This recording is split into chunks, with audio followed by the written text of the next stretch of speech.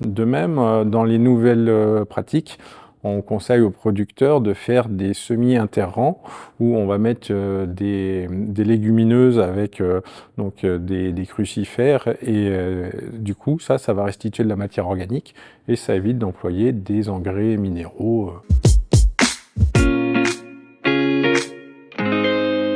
Jérôme Poulard, j'ai fait un BTS viticulture œnologie à l'Oisellerie et ensuite j'ai fait une formation responsable qualité d'entreprise vitivinicole à l'Institut Rural de Vers en alternance avec Léoville Lascaz. J'ai fait un an de CDD au Château Nénin du groupe de Léoville Lascaz ensuite et en 2005 je suis arrivé le 1er juin à la coopérative des Vignons de l'île de Ré. Je suis responsable technique culture depuis 5 ans. Donc je conseille les producteurs à mener à bien leurs vignes et leurs pommes de terre pour avoir les meilleurs raisins pour les vins qui correspondent à l'étude de terroir et aux vins qu'on va faire avec. Depuis que l'étude de terroir a été validée, du coup on conseille chaque producteur, donc notamment pour faire chaque cuvée, on a un terroir particulier pour chaque cuvée. Et de plus, maintenant, on conseille aussi pour replanter les vignes. Sur chaque terroir, on a des vignes pour ça.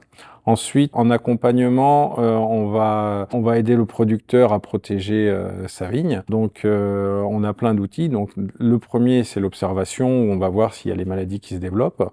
Le deuxième, on a des outils techniques. On a des stations météo qui nous indiquent la pluviométrie et puis toutes les conditions météo qui font qu'il y a un potentiel risque ou pas. Et on a des modèles on va dire, des outils d'aide à la décision, des modèles qui déterminent si les champignons comme le mildiou ou l'oïdium vont se développer. Et donc, on prévient les producteurs, qu'ils soient ou en conventionnel ou en viticulture biologique, de protéger leurs vignes contre ces maladies. Ça nous aide à baisser les traitements derrière et avoir un faible indice de traitement. On a un indice qui est plus faible parce que justement, on conseille de ne pas traiter quand il n'y en a pas besoin.